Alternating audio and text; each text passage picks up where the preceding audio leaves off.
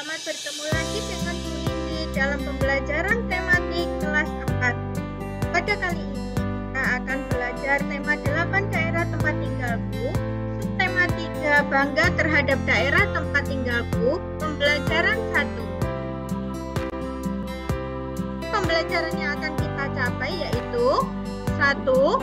Kalian dapat menjelaskan hubungan antara gaya dan gerak. 2. Kalian dapat menjelaskan mengenai hubungan antara gaya dan gerak melalui pengamatan dalam kehidupan sehari-hari. 3. Kalian dapat menentukan pembelajaran dalam sebuah cerita fiksi. 4. Kalian dapat mengidentifikasi tokoh-tokoh dan sifat tokoh dalam cerita fiksi. 5. Kalian dapat mengidentifikasi tokoh, sifat tokoh, dan inti cerita fiksi.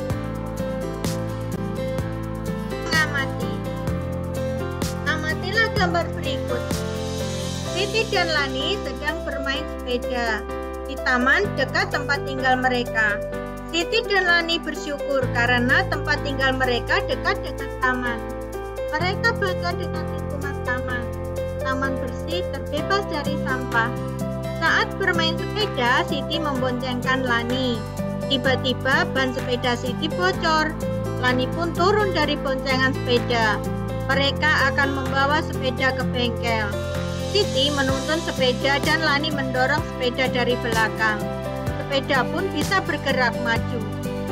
Itulah contoh hubungan gaya dan gerak benda. Bagaimana contoh hubungan gaya dan gerak benda lainnya?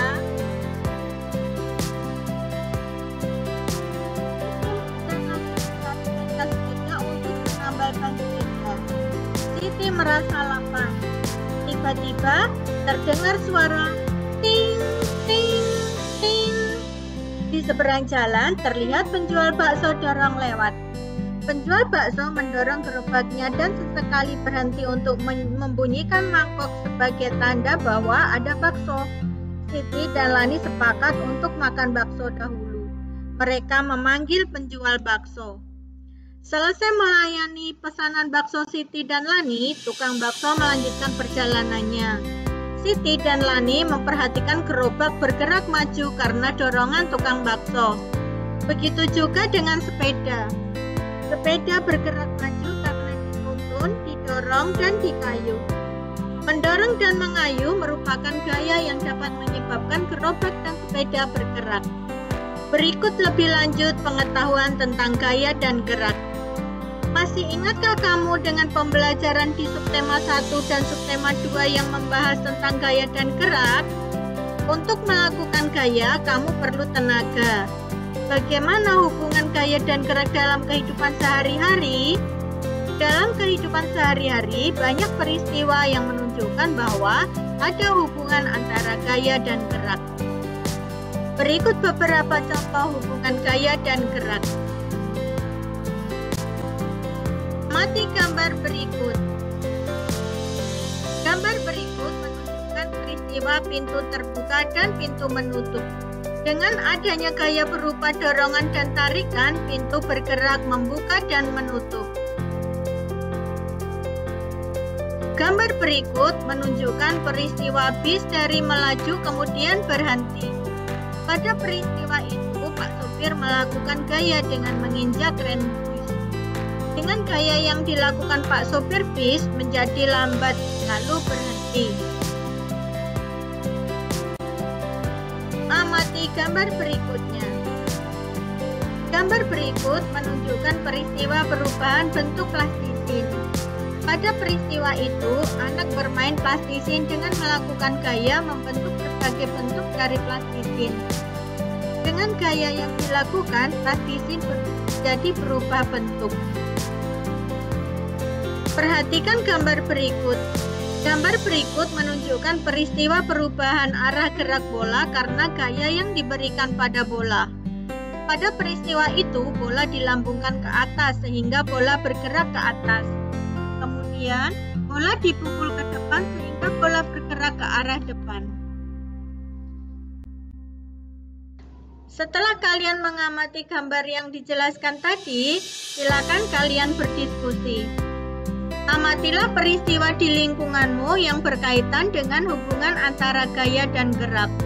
Tuliskan hasil pengamatanmu pada kotak berikut.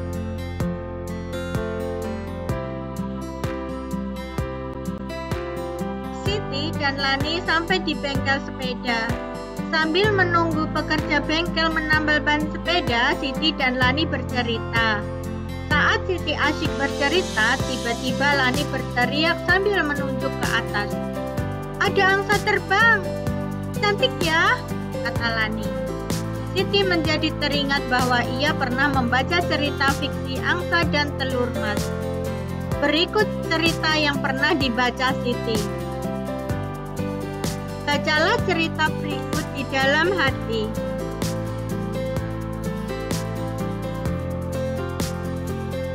Pada cerita berikut terdapat tokoh utama, yaitu petani. Sikap yang dimiliki petani itu tamak dan tidak pernah merasa cukup. Inti dari cerita tentang seorang petani yang memiliki angsa istimewa. Angsa tersebut dapat bertelur emas. Petani ingin angsanya banyak bertelur supaya ia cepat kaya. Dari cerita tersebut kita dapat mengambil hikmah atau pembelajaran. Kita sebagai manusia harus mensyukuri yang sudah dimiliki. Jangan serakah hanya karena ingin cepat kaya. Sesungguhnya Tuhan sudah mengatur rizki manusia. Barang siapa yang telah memiliki sesuatu dengan berlimpah, tetapi serakah dan menginginkan yang lebih lagi, akan kehilangan semua yang dimilikinya.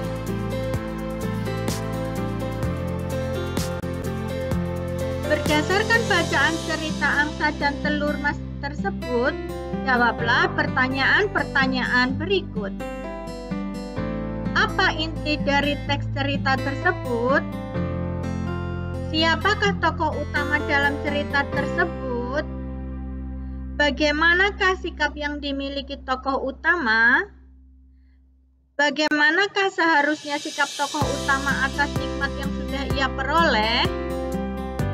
Apa yang akan kamu lakukan jika menjadi tokoh utama dalam cerita tersebut? Jawablah pada kolom yang sudah disediakan. Pada dasarnya, cerita fiksi adalah cerita rekaan. Isi cerita fiksi dibuat berdasarkan hasil olahan imajinasi atau daya pikir pengarangnya secara artistik dan intens. Cerita fiksi diwarnai oleh kultur, pengalaman batin, filosofi, religiositas, dan latar belakang pengarang lainnya. Selain itu, cerita fiksi diolah berdasarkan pandangan, tafsiran, kecerdikan, wawasan, dan penilaian pengarang terhadap berbagai peristiwa, baik peristiwa nyata maupun peristiwa hasil rekaan semata. Banyak cerita fiksi yang dapat kamu baca di perpustakaan sekolah atau di toko-toko buku. Buatlah kelompok terdiri atas 5 anak. Kemudian setiap anak mencari 5 judul cerita fiksi, baik di perpustakaan sekolah, di toko buku, maupun dari internet. Mintalah pendampingan kakak atau orang tua pada saat mengakses internet. Cerita yang diperoleh setiap siswa hendaknya dibaca oleh 4 anak anggota kelompok. Setelah 5 anak membaca cerita yang diperoleh, berdiskusilah mengenai inti cerita. Kemudian, tuliskan hasil diskusi pada kotak tabel berikut. Tabel berikut terdiri dari 5 kolom. Kolom pertama, nomor, kolom kedua judul cerita, kolom ketiga tokoh dalam cerita, kolom keempat sifat tokoh dalam cerita, dan kolom keempat inti cerita hasil diskusi. Berikut contoh dari Bu Indi. Nomor 1, judul cerita angsa dan telur emas. Tokoh dalam cerita, petani. Sifat tokoh dalam cerita, serakah. Inti cerita dari hasil diskusi yaitu cerita tentang seorang petani yang memiliki angsa istimewa. Angsa bertelur emas. Petani ingin angsanya banyak bertelur supaya ia cepat kaya. Silakan tuliskan hasil diskusi pada kotak tabel berikutnya.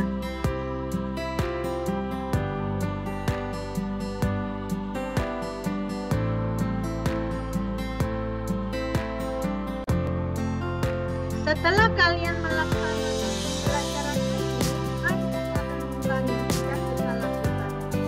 Kamu telah mempelajari hubungan antara gaya dan gerak.